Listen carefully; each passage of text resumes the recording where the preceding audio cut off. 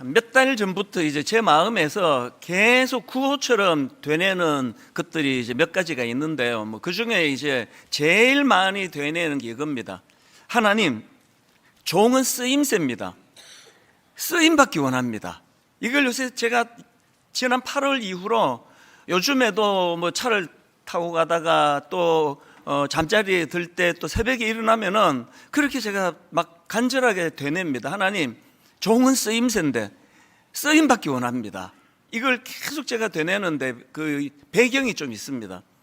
여러분이 아시지만 이제 일만수도 파수 운동 그 과정에서 제가 이제 하나님 앞에 만약에 그 어른 출석 5,000명 이하로 줄지 않으면 제가 사임하겠다고 그렇게 하나님께 약속을 드렸지 않습니까?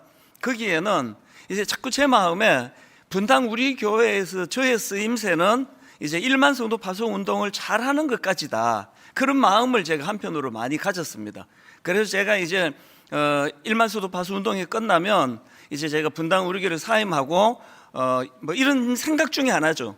제가 이제 그 지방에 있는 그리고 또 시골을 다니면서 이제 분당 우리 교회에서 전도단을 뭐 한 4개 팀 정도 만들어서 A, B, C, D 이분들 한 달에 한 번만 가시면 되고, 그래서 교회에서 어떤 지역을 정해가지고 떡을 하고 잔치를 하고 그리고 그 지역에 있는 교회로 사람들을 많이 초대하는 일을, 내가 이런 일을 하면 좋겠다, 그런 걸 구체적으로 생각해 본 적도 있고요.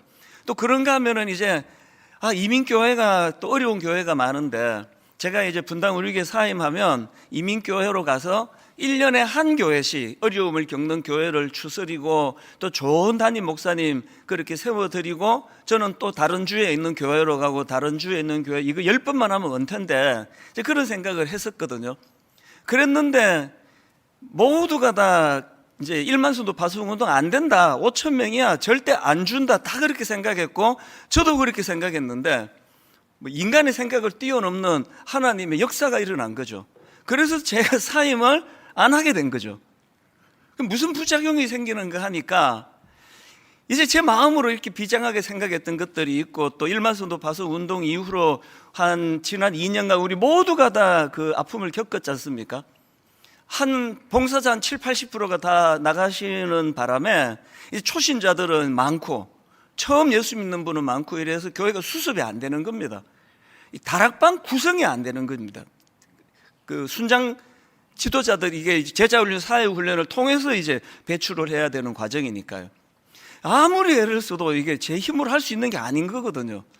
그래서 제가 계속 마음에 이제 그런 부대낌이 있었습니다. 게다가 제가 이제 뭐 40대 초반에 처음 분당 우리 개척할 때처럼 막 열정과 에너지가 넘치는 나이도 아니고 이게 뭐 그냥 체력이 딸려요, 요새는. 그리고 또 이 나이가 들면은 뇌세포가 하루에 100만 개씩 죽는 게 확실합니다. 기억도 잘 안 나고요. 옛날처럼 설교 준비가 막 이렇게 팍팍팍팍 스파크가 잘 안 일어나요. 그래서 마음에 자꾸 이제 좀 이제 그 위축이 되고 또 막 힘을 내고 싶은데 이게 잘 안 되고, 그래서 제가 하나님 앞에 지난 7월 말에 절박하게 부르짖었습니다. 하나님, 종은 쓰임새인데 정말 쓰임받기 원합니다. 정말 제가 쓰임받지 않고는 어떻게 여기 있겠습니까? 우리 교단에서 허락한 그 임기까지는 한 8~9년이 남았는데 이렇게 맥이 빠진 상태로 8~9년을 제가 이 자리를 차지하고 있으면 그 교회가 어떻게 되겠습니까? 그래서 이 교회는요, 인생도 그래요. 전 자전거 이론이라고 제가 만들어 봤는데요, 달리지 않으면 자빠져 있는 겁니다. 어느 자전거가 그냥 서 있느냐고요. 이렇게 의욕도 없고 마음에 막 동력도 안 생기면서 이 자리를 한 8~9년 차지하고 있으면 분당 우리 교회를 자빠지게 하는 그런 결과를 제가 죄를 짓게 되는 것 같아서 그렇게 부르짖었거든요. 그 응답으로 하나님께서 분당 우리 교회 문제가 많아, 그건요 하나님이 꾸지람으로 주신 게 아니에요. 저희에게 격려로 주신 겁니다. 다락방 잘하고 있지만 문제가 많아, 손볼 거 많아, 또 여러 영역마다 그래갖고 안 돼. 그래서 저는 이거를 하나님 앞에 굉장한 의욕으로 받았습니다. 지난 2주 전에 그 우리 교회에 내년에 일하게 될 신입 교역자들 다 모아놓고는 이 이야기를 했습니다. 그 내가 지금 분당 우리 교회 담임 목사로서 하나님 앞에 내가 쓰임새를 구하고 있는데, 젊은 당신들이 이제 내년에 부임하면 저하고 같이 이거 구하자고. 젊은 목사나 나이가 든 목사나 할 것 없이 하나님 종은 쓰임새입니다. 쓰임 받기 원합니다. 이걸 계속 지금도 제가 되뇌고 있고요. 그런가 하면은 제가 또 하나 되뇌는 게 있는데요. 훔치는 힘. 이걸 계속 되뇌입니다. 이게 배경이 이렇습니다. 제가 인터넷으로 강의를 듣다가 보니까 그 강사님이 그 책 한 권을 소개해 주는데요. 이 사이토 다카사라는 사람이 쓴 인류의 조건이라는 책인데, 이 책에 보면은 우리 같은 평범한 사람들이 이게 3류 인생이 아니라 1류 인생이 되기 위해서 꼭 해야 되는 게 있다. 그게 3가지다. 이거를 이제 정리해 놓은 겁니다. 그 3류 인생으로 살지 않기 위해서 우리가 해야 되는 3가지가 뭐냐 하니까, 첫째가 요약하는 힘, 둘째가 훔치는 힘, 셋째가 추진하는 힘. 뭐 요약해야 되는 거, 뭐 잡다 해갖고 안 되는 거, 그리고 또 이거 추진하는 힘, 이건 뭐 금방 알 것 같아서 제 마음이 안 당겼는데, 저에게 확 꽂힌 게 훔치는 힘이었습니다. 이 훔치는 힘, 이건 그 지식의 도둑이 되라, 뭐 이런 뜻이에요. 그러면서 그 강사님이 굉장히 저에게 도전을 줬는데 이런 말을 하는 겁니다. 그 훔치는 힘이 뭐냐? 누가 남의 지갑을 탐내겠느냐는 거예요. 자기 지갑이 비어있는 사람 아니냐? 누가 남의 지갑을 훔치기를 원하겠느냐? 지식도 마찬가지다. 자기는 이미 똑똑하고 자기는 이미 잘나고 그런 사람은 이 훔치는 힘이 뭔지를 모른다는 거예요. 그러면서 자 예를 드는데요. 그 어떤 이제 그 모임에서 누가 그게 뭐 유럽이었던가 어디였던가를 이제 다녀오고 막 이제 그 지역에 자기가 경험한 걸 막 이제 설명을 하는데, 그 어떤 사람 하나가 훅 끼어들더니 유럽 나도 가봤다. 내가 갔더니 이렇더라 저렇더라 그래갖고 쓸데없는 이야기를 막 풀어나가가지고 지금 이분의 이 지식을 자기가 좀 얻고 싶은데, 그래서 그 막아버리더래요. 그 기억을 자기가 이야기하는 겁니다. 여러분은 어떤 부류에 속하세요? 누가 막 뭐 좀 이렇게 그 자기 지식을 자랑하면은 막 걔 기분 나빠하고 뭐 너만 똑똑하냐? 그 유럽 뭐 나는 안 갔냐? 그러면서 이제 남의 얘기에 귀를 기울일 생각하지 않는 이 사람은 지식을 훔치는 게 얼마나 큰 힘이 되는지를 모른다는 거예요. 제가 여기에 도전을 받고요. 아까 하나님 종은 쓰임새입니다. 그렇게 제가 고백을 했다면 어떻게 해야 됩니까? 저에게 새로운 은혜가 필요한 거죠. 그 20년 전에 받은 은혜 가지고 제 남은 이후를 제가 쓴다면 이 말이 되느냐고요. 그래서 제가 여기에 제가 회개를 했습니다. 은근히 교만해요. 막 대놓고 교만한 것보다는 좀 나은데요. 근데 내용은 같아요. 우리 교회 잘하고 있고, 나도 계속 젊은 목사님들이 와가지고 목회 한 수 배우고 싶다 그러니까 자꾸 저도 이제 뭘 가르치려고 하는 사람이지, 내가 이게 배우려고 하는 이게 안 돼 있는 거거든요. 그래서 제가 지난 여름 이후로요, 목회 잘하는 분야별로 목회 잘하는 후배 목사님들에게 나 좀 도와달라고, 나 좀 가르쳐 달라고, 당신이 하고 있는 이런 일이 그렇게 잘 된다는데 그거 나한테 좀 가르쳐 달라고. 참 고맙게도 내가 가서 배우겠다 그러는데, 선배님 무슨 말씀입니까? 제가 오겠습니다. 그래고 자기들 자료 다 갖고 와가지고 다 보여주고 설명하고, 그걸 제가 아마 한 두석 달 사이에 한 20-30명을 만난 것 같아요. 계속 또 듣고 메모하고 또 녹음 좀 해도 되겠냐, 이거 절대 누구한테 내가 공개 안 할 거라고 녹음해서 또 듣고. 뭘 하고 있습니까? 훔치는 힘이에요. 훔치는 거예요. 제가 지금 무슨 교육 전도사입니까? 신학생입니까? 이제 목회 지금 34년 차인데도 불구하고 이제 이전에 모든 내가 아는 건 이미 장착이 되어 있고, 그래서 저희가 원래 내년에 기획팀을 만들 계획이에요. 전국에 은혜롭고 배워야 되는 교회 다 뒤질 거예요. 이 잡듯 뒤질 거예요. 그리고 우리 교회가 아직 약한 부분을 채워나오고, 여러분들이 아는 교회 중에 이 교회가 이런 거 되게 잘하고 있더라 정보를 좀 주시면 저희가 할 땐 다 훔쳐올 거예요. 다 훔쳐와가지고 우리 것으로 만들 겁니다. 신앙생활도 마찬가지예요. 여러분, 천국은 침노하는 자의 것이라 그런다면 그 놀라운 예수 그리스도의 보고 보물 창고, 그 왜 좀 탐을 안 내시느냐고요. 여러분, 예수 그리스도의 그 엄청난 인격, 그분을 닮고자 하는 그 놀라운 선한 마음이 우리 안에, 그것이 욕구가 있어야 그게 천국은 침노하는 자의 것이라는 말이 이게 이루어지거든요. 우리 모태신앙인들이 이제 각성하고 우리 중직자들이 마음에 다시 한번 도전을 받고, 그래서 이제 저하고 여러분들이 제가 먼저 이제 시작했으니까 이걸 흘려보낼 책임이 또 담임 목사에게 있지 않습니까?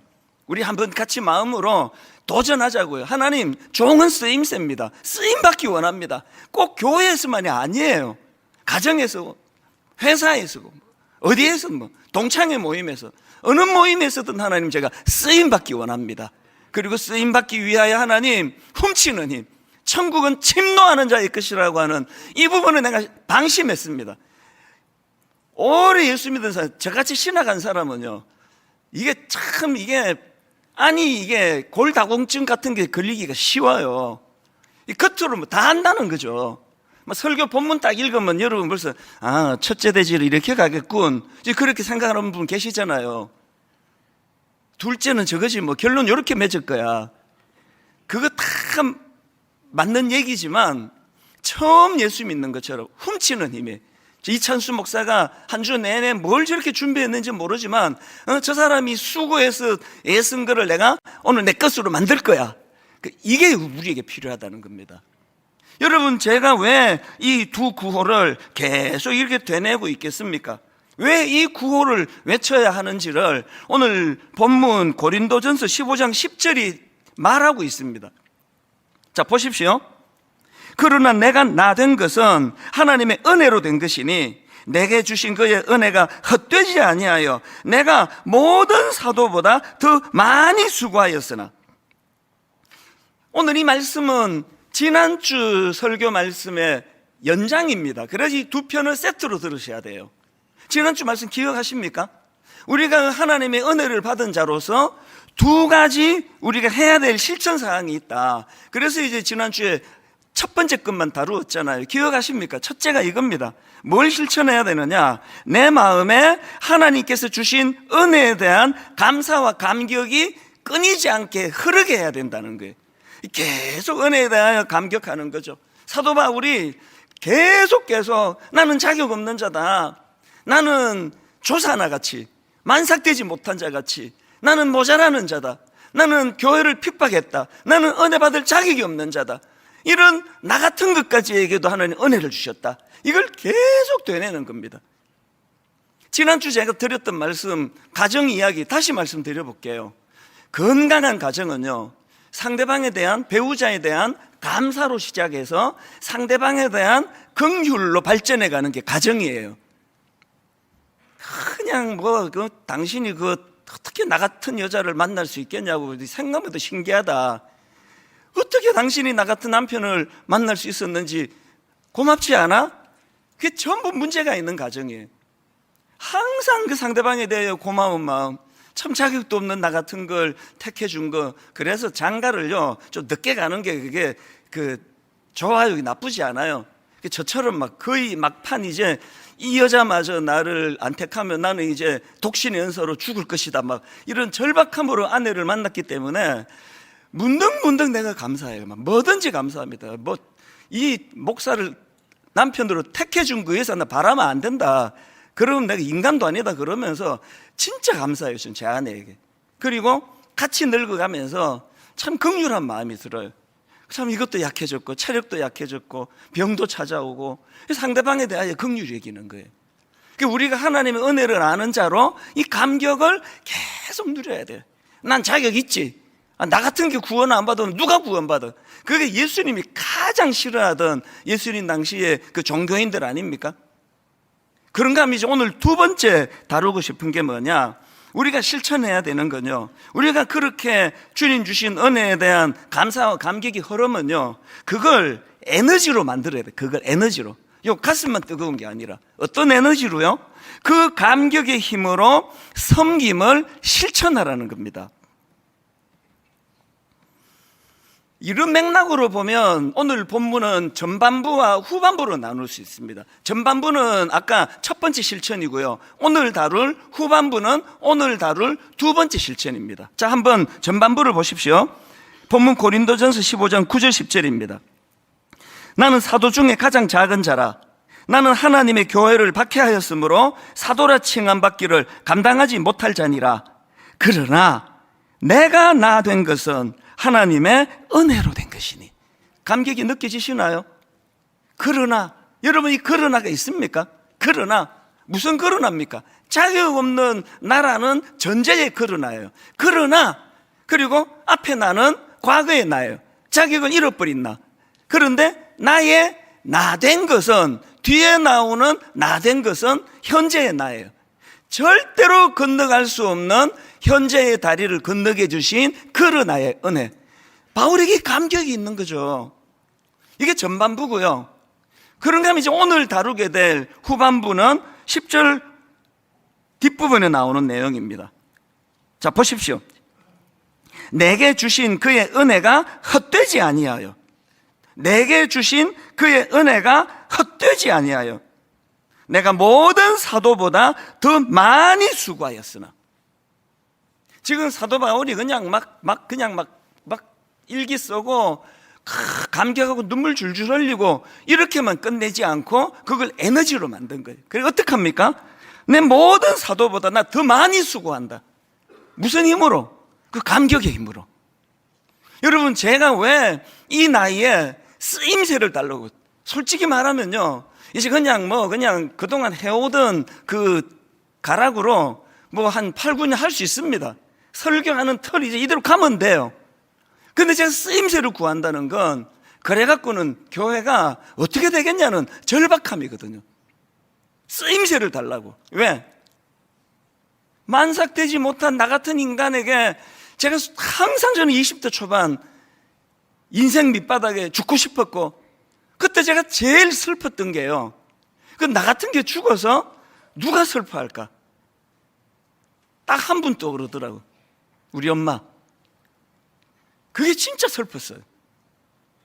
이런 초라하고 참 밥버러지 같은 나 같은 인간을 하나님이 어떤 은혜를 주셨기에 오늘 이렇게 말씀을 전하고, 또 제 친구들 보면은 거의 다 이제는 은퇴하고 있는데 저는 계속 일할 수 있도록 하나님이 연장시켜 주셨는데 어떻게 내가 설렁설렁 대충 할 수가 있겠느냐. 그게 쓰임새를 구하는 거거든요. 저는 고린도전서 4장 7절이요, 사도 바울이 막 책망을 하는 거죠. 이렇게 이야기합니다. 누가 너를 남달리 구별하였느냐. 그 다음 보세요. 너에게 있는 것 중에 받지 않은 것이 뭐냐. 이 교만한 걸 지금 나무라고 있거든요. 너에게 있는 것 중에 받지 않은 게 뭐냐? 뭐가 네 힘으로 만드는 거냐? 그리고 저는 분당 우리 교회 담임 목사로서 내 마음에 구호가 하나 더 있는데요, 누가복음 12장 48절입니다. 무릇 많이 받은 자에게는 많이 요구할 것이요. 이런 모자라고 갖춘 것 없는 저에게 분당 우리 교회를 이렇게 들이퍼부어 주셨다면 어떻게 해야 됩니까? 많이 받은 자에게는 많이 요구하는 거예요. 제가 간혹 인용해 드리는 오프라 윈프리, 이번에 제가 다시 이 말씀을 묵상하다가 오프라 윈프리가 생각이 나서 막 집에 그 책이 있는데 막 못 찾는 거예요. 그래서 제가 중고 서점에 가지고 새로 샀습니다. 오프라 윈프리 다 아시죠? 지금이야 이분이 세계적인 인물이 됐지 않았습니까? 미국의 타임지에서 미국을 움직이는 가장 영향력 있는 100명을 어느 해인가 조사를 했는데요, 그 미국에서 가장 영향력 있는 미국을 움직이는 100명 중에 1위에 올라간 게 오프라 윈프리예요. 그런데 이 오프라 윈프리의 10대가 얼마나 비참했는가 여러분 다 아시죠? 빈민가에서 미혼모의 사생아로 태어났습니다. 그리고는 그 끔찍한 입에 담기도 민망해요. 어린 10대 때 성폭행을 당해요. 그리고 그 임신이 됐어요. 그 조산아를 출생했습니다. 불행은 계속됩니다. 그 조산아로 태어난 아기가 태어난 지 2주 만에 죽습니다. 이 어린애가 감당하기에 이 세상은 너무 버거운 거예요. 그래서 오프라 윈프리는요, 마약 중독자, 그 암울한 10대를 그렇게 보냈습니다. 여러분, 이 마약 중독자, 그 빈민굴에서 사생아로 태어난 미혼모 출신 이 아이에게 희망이 있습니까? 그런데 누가 이 오프라 윈프리를 완전히 뒤집어 놓았냐니까, 가장 위대한 건 항상 믿음이 가져다 준 생각이에요. 그래서 제가 화면으로 좀 띄워드릴 텐데요, 오프라 윈프리가 가진 4가지 사명이 있습니다. 이거 전에도 해드린 거예요. 자, 한번 첫 번째로 보세요. 그가 이런 고백을 했습니다. 남보다 더 가졌다는 것은 축복이 아니라 사명이다. 제가 일부러 관로를 제가 강조해서 넣었습니다. 남보다 더 가졌다는 것은 축복이 아니라 사명이다. 나는 이걸 갖고 있다, 난 무슨 대학 나왔다, 우리 집에 집이 몇 평이다, 그게 축복이 아니라, 그래서 더 많이 주신 자에게 더 많은 것을 물으신다는 거거든요. 두 번째가 또 이렇습니다. 남보다 아파하는 것이 있다면 그것은 고통이 아니라 사명이다. 오프라 윈프리라는 정말 끔찍한 밑바닥 10대를 보낸 이 사람이 용수철처럼 뛰어오를 수 있었던 바로 이런 생각이에요. 남보다 아파하는 것이 있다면 그건 고통이 아니라 사명이다. 어제 저녁에도요, 너무너무 지금 정말 아픔을 겪고 계시는 그 성도님이 계세요. 그래서 제가 설교에 지장이 있더라도 만나자, 저녁에 7시에 만났습니다. 8시 넘어까지 그분 이야기를 들어주고 집에 가는데 마음이 진정이 안 되는 거예요. 진정이. 너무너무 힘든 그 터널을 지나고 계시는데 마음이 진정이 안 되더라고요. 그리고 제가 이 말씀을 새벽에 다시 정리하면서, 아마 그 성도님 오늘 여기 계실 텐데요, 그 너무너무 힘든 터널 지나가도록 우리 같이 기도해 드리자고요. 여러분, 누군지 몰라도 돼. 하나님 아세요. 무슨 내용인지 말씀 안 드리고 싶습니다. 그런데 혼자 힘으로는 나오기가 어려운 끔찍한 터널에 계세요. 우리 기도해 드리자고요. 하나님, 분당 우리 교회 그 성도님 하나님께서 긍휼히 여겨 주시라고. 그래서 그분이 그 고난의 터널을 반드시 나오셔야 돼요. 왜? 그래야 그게 사명이 되기 때문이에요. 남보다 아파하는 것이 있다면 그것은 고통이 아니라 사명이다. 이게 부잣집 막내 딸이 이렇게 썼으면 이건 문학이에요. 그러나 오프라 윈프리는 사생아, 미혼모, 그 2달 만에 아기가 죽고 마약 중독에, 그 다음에 세 번째도 이게 자기 이야기입니다. 오프라 윈프리가 세 번째 사명이 이거예요. 남보다 설레이는 꿈이 있다면 그것은 망상이 아니라 사명이다. 왜 망상이라고 그 이름을 넣었을까요? 지금 여러분, 자기 처지가 빈민간 미혼모 사생아로 태어나가지고 그 마약 중독에 걸려 있는데, 내가 장차 미국에서 가장 영향력 있는 백인 중에 나 1위가 될 거야, 이런 소리 하고 나면은 정신병원에 보낼 거예요. 말을 못 하는 거죠. 꿈을 꾸는 거죠. 뭐라고 이야기합니까? 남보다 설레이는 꿈이 있다면 그것은 망상이 아니라 사명이다. 마지막 4번째가 이겁니다. 남보다 부담되는 어떤 것이 있다면 그것은 사명이다. 이 내용을요, 저는 어느 일간지 기자가 기사처럼 쓴 글에서 제가 이거를 봤거든요. 이게 그 기독교 신문이 아니고요, 그냥 종합 일간지예요. 그 내용을 한번 기자가 쓴 글을 직접 읽어 드릴게요. 오프라 윈프리의 이 이야기를 쭉 적어 놓고는 이런 마무리를 합니다. 무엇이 그로 하여금 그렇게 할 수 있도록 했을까? 그것은 하나님을 믿는 그의 신앙 때문이었다. 기독교 잡지가 아니라니까요. 그냥 일반 신문이에요. 무엇이 그를 그렇게 할 수 있도록 했을까? 그것은 하나님을 믿는 신앙 때문이었다. 그가 섬기며 그녀가 속하여 있는 하나님 때문이었다. 그녀는 자신의 인생 모델이 구약 성경의 모세라고 말했다. 그녀는 과거가 미래를 결정짓는 결정적인 요소가 될 수 없다. 과거가 미래를 결정짓는 결정적인 요소가 될 수 없다면서 가난함도 부유함도 꿈도 근심도 자신에게 부닥치는 모든 것을 사명으로 받아들이고 이 사명감이 오늘의 자기를 만들었다고 고백하는 것이다. 오프라 윈프리를 얘기하는 거예요. 세상 사람도요, 이 오프라 윈프리가 가지고 있던 그의 믿음이, 하나님이 그에게 주신 꿈이, 그 기자가 쓴 이 글의 제목이 아픔과 불행이 소명을 준다예요. 오늘 여기 아픈 분 많이 계시잖아요. 목사가 제 명예 못 살아요. 어제 저녁 같은 이야기를 듣고 나면요, 이 말로는 표현이 안 되는 아픔이 있거든요. 왜? 인간 목사로서 해줄 게 없으니까요. 해줄 게 아무것도 없는 거예요. 가슴이 먹먹한 이런 시간을, 이게 내 일이니까요. 오늘 여기 아픔이, 불행이 소명을 준다고 한다면 지금 아픈 분이 한두 분 있냐고요. 왜 그 이겨내야 되시느냐고요.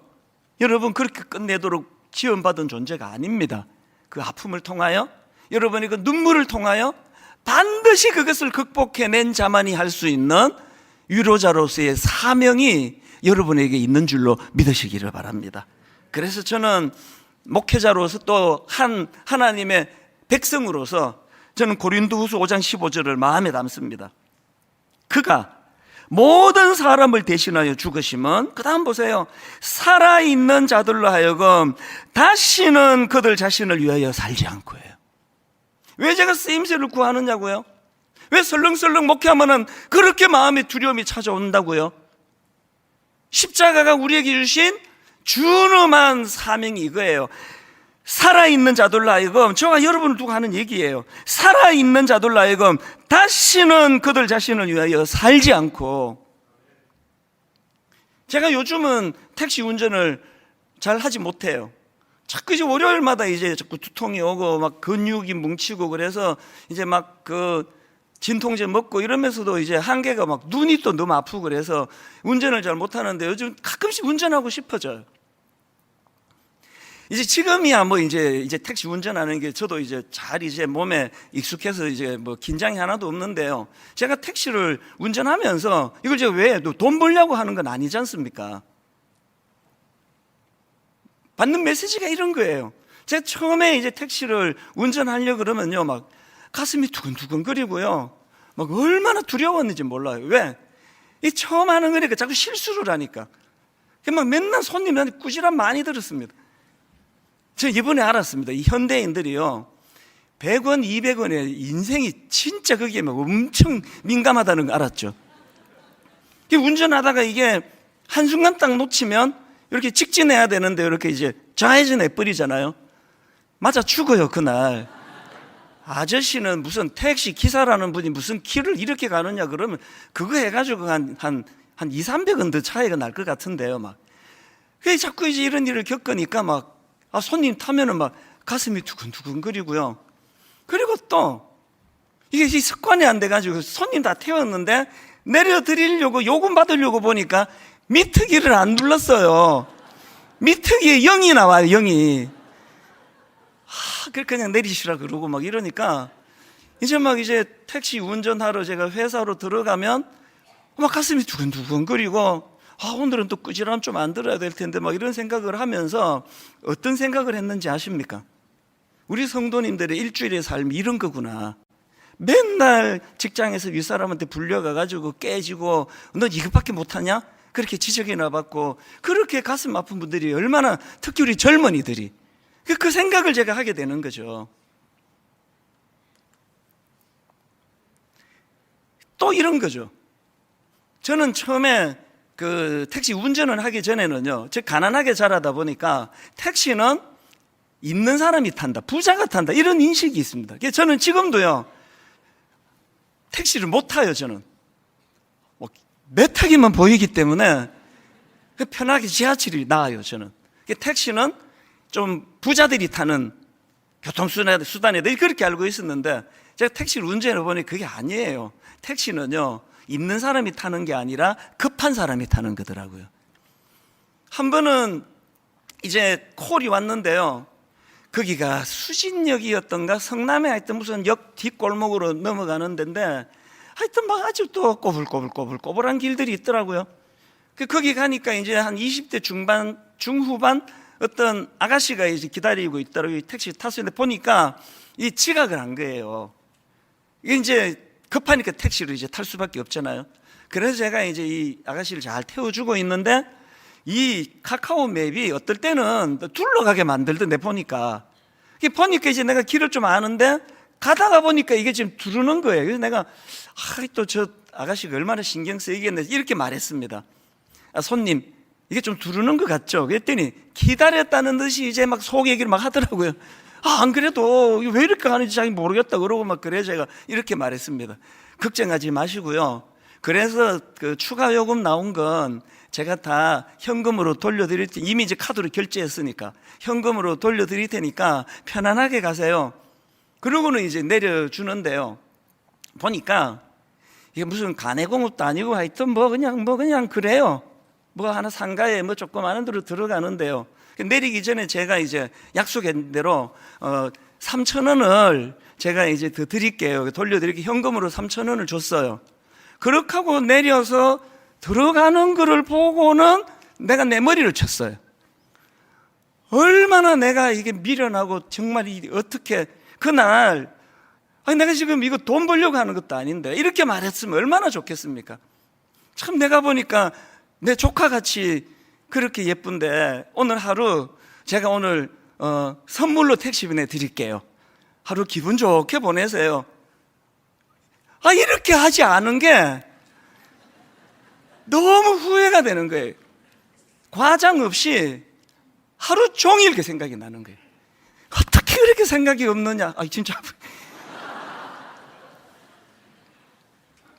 그리고는 제가 무슨 다짐을 하겠습니까? 하나님, 목회는 이렇게 바보같이 하지 않기 원합니다.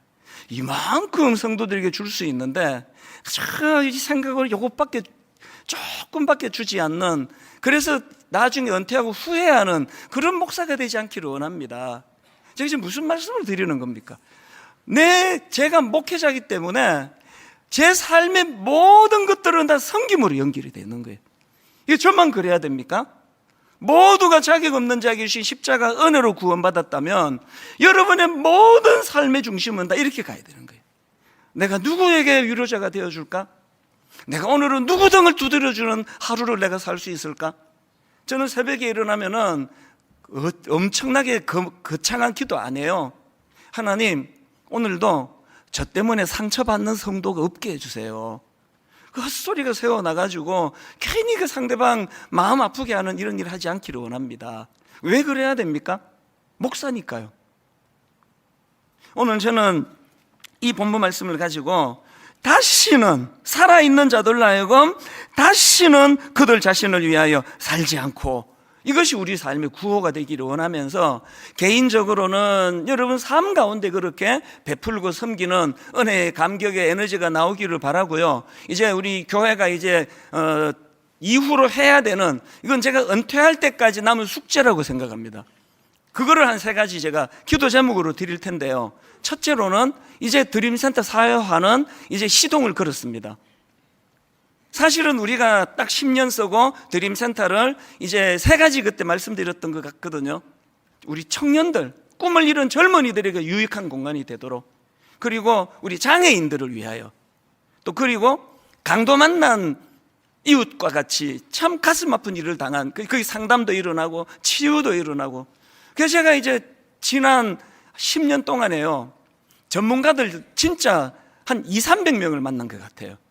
대그룹의 부회장님부터 시작해가지고 수많은 사람을 만나고 내린 결론이 뭔가 하면, 저 드림센터 1층부터 12층까지를 이런 꿈으로 채워줄 기관이나 단체는 대한민국에 없음이에요. 저 큰 공간을 이런 꿈으로 다 채울 수 있는 기관이 없습니다. 그래서 마음이 초조했죠. 내가 약속을 드렸는데 10년. 그래서 이러다가 졸속한 결정이 날 것 같아서 우리 장로님들하고 그 작전을 바꿨습니다. 이제 여러분 1층부터 17층을 짜잔 이렇게 오픈하기는 불가능하기 때문에 이제 오늘부터 한 층이라도 채워가자고요. 한 층이라도 그곳에서 우리 다음 세대 젊은이들을 위한, 혹은 장애인들을 위한, 혹은 또 강도 만난 이유처럼 억장의 눈물을 흘리는 분들을 위한 상담과 치유와 회복을 위한 이런 것들. 그래서 여러분 하실 일이 있는데요, 이제 이 건물 전체를 한꺼번에 내어줄 재단은 없는 걸로 제가 판정이 났기 때문에 이제 우리가, 여러분들이 저희가 이제 섬기고자 하는, 꿈꾸고자 하는 이런 일들을 이미 하고 있는 단체, 이미 하고 있는 기관을 추천해 주시기 바랍니다. 그러면 아무 조건 없이 그 공간을 내어드릴 거예요. 그리고 제가 꿈꾸는 거 여러분이 다 동의하신 거는요, 이제 어느 단계가 되면 저 건물 자체를 등기 이전해 줄 거예요. 우리 거 아니에요. 그리고는 우리는 몇 개 층을 임대해서 저 드림센터를 쓸 거예요. 세들을 우리가 월세 주면서 이제 쓸 계획이거든요. 근데 이 시간이 좀 걸릴 것 같아요. 꼭 기도해 주세요. 왜 목사님은 별나게 그러시느냐고요. 그게 교회입니다. 그게 우리 운명이에요. 많이 받았니? 많은 걸 요구하겠다. 그게 우리 교회의 운명입니다. 두 번째, 가평 우리 마을 지금 1단계 기대 이상이에요. 너무 감사해요. 맨 마지막에 이랜드에서 전문가들이 다 도와줘가지고 끝 마무리가, 요즘에는 막 저는 진짜 기도해요. 하나님, 저도 또 우리 이랜드에다가 좀 빚 갚기를 원합니다. 왜냐하면요, 저렇게 수많은 것들을 다 도와주고 뭘 요구하는 게 하나도 없습니다. 이거 해내라, 저거 해내라, 아무것도 없어요. 이제 가평 우리 마을은 우리 즐기자고 만든 게 아니고요, 당연히 그것도 포함되지만 이제 2단계에서 너무너무 우리가 도와야 되는 지친 이들을 초대하고 그들에게 우리가 강의를 하고 잘 대접해드리고 이런 일들이 이제 빨리 시작이 될 수 있도록 기도해 주시고요. 그 다음에 꿈 넘어 꿈 프로젝트 세 번째, 이게 이제 원래 저희가 올 연말까지 11교회를 선정해서 이제 한 4억 정도 이제 후원을 해드리기로 했는데, 이거를 이제 제가 정하면 안 되잖아요. 내 좋아하는 사람 쓰면 안 돼서 외부 목사님들한테 뽑아달라고 의뢰를 했는데, 이분들이 또 분당 우리 교회 이 피 같은 헌금을 우리가 함부로 그렇게 정하면 안 된다 그래서 너무 엄격하게 정해가지고 이미 5개 정한 데다가 6개를 더 정해달라 그랬는데 3개밖에는 더 추천이 안 들어왔습니다. 그래서 올 연말까지는 8개로 인위적으로 숫자 맞출 생각이 없고요, 내년부터는 이제 지방으로 내려갑니다. 어느 지방부터 하게 될지 전 몰라요. 팀을 만들어가지고. 그래서 우리가 조금만 후원해 드리면 교회가 일어날 수 있는 교회들을 격려하고 후원해 드리는 이 일을 이제 내년부터 본격적으로 하게 될 겁니다. 이 3가지를 놓고 기도해 주시기를 바랍니다. 결론을 오늘 저는 이렇게 맺기 원합니다. 그 단테의 신곡의 그 지옥편에 보면은 요즘에 자꾸 제 마음에 머무는 그 포인트가 하나 있는데요, 단테가 이제 자기가 지어낸 거죠. 지옥이 9층으로 돼 있다는 거예요.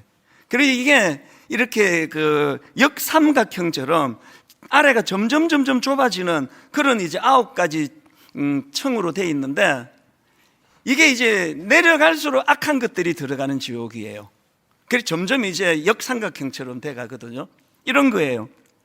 색욕지옥, 폭식지옥. 이거 소설이니까 많이 드시는 분 두려워하지 마세요. 많이 먹는다고 지옥 안 갑니다.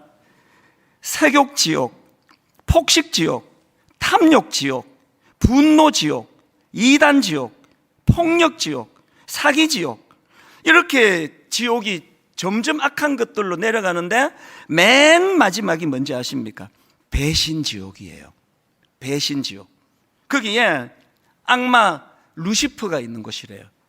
지금 이 단테가 왜 맨 가장 악한 자들이 가는 곳이 왜 배신지옥? 이 하나님에 대한 배신만이 아니에요. 인간에 대한 배신도 들어갑니다. 단테가 뭘 강조하는 걸까요? 인간은 은혜를 망각하면 안 된다예요. 사람에게 대하여, 하나님에 대하여 은혜를 망각하는 건 가장 악한 것이다. 이 단테의 분류죠. 이게 뭐 성경적인 건 아니에요. 그러면서 그 단테가 갖고 있는 시각으로는 이제 가장 악한 게 이게 배신 지옥인데, 거기에 가룟 유다가 루시퍼, 그 악마와 함께 절망하는 곳이다. 오늘 결론이 이거예요. 여러분, 우리가 이 은혜에 대한 감격을 회복해야 돼요. 이것도 감사하고 저것도 감사하고, 그리고 그 은혜에 대한 감격을 이렇게 감정적으로 가슴에만 드라마 보고 우시는 그거는 그냥 우시는 거지, 그게 무슨 깨달음이 아니잖아요. 이거를 손으로, 발로, 그래서 이제 저하고 같이 구하자고요. 쓰임새를 주시옵소서. 하나님 쓰임새를 주시기 원합니다. 그리고 이제 훔쳐야 돼요. 뭘? 지식을, 또 천국을 침노하는 자의 것이라고 한다면, 오늘 말씀을 우리가 기억하시면서 이제 우리 이 찬양이요, 진짜 우리 마음을 한번 드리면 좋겠습니다. 나 주님의 기쁨 되기 원하네. 내 마음을 새롭게 하소서. 내가 원하는 한 가지, 주님의 기쁨이 되는 것.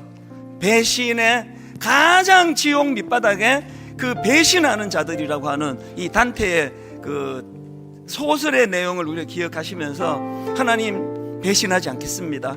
내가 받은 은혜 되갚기를 원합니다. 주님을 찬양합니다. 이렇게 우리 노래합니다. 나 주님의 기쁨 되기 원하네. 나 주님의 기쁨 되기 원하네. 내 마음을 새롭게 하소서. 마음을 새롭게 하소서. 마음의 결단합니다. 새 부대가 되게 하여 주사. 주님의 빛 비추게 하소서. 비추게 하소서. 내가 원하는 한 가지, 내가 원하는 한 가지, 주님의 기쁨이 되는 것. 주님의 기쁨이 되는 것. 내가 원하는 한 가지,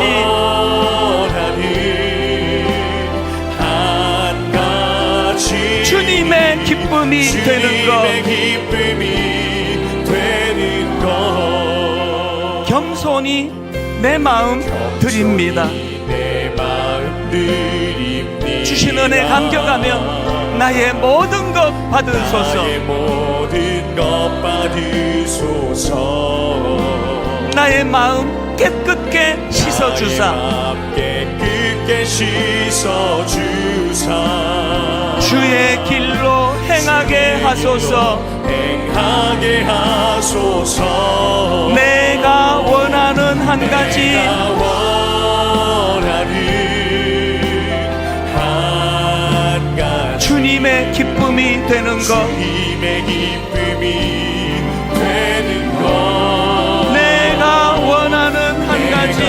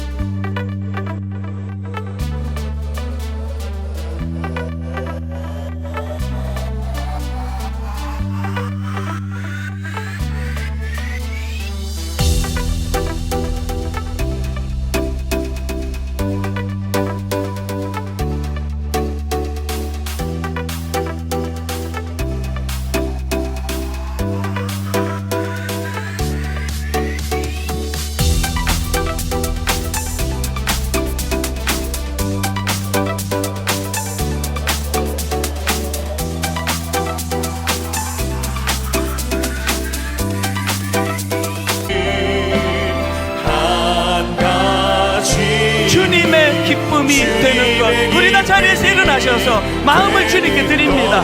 내가 원하는 한 가지,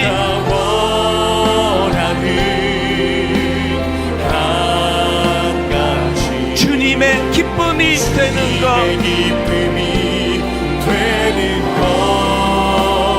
내가 원하는 한 가지,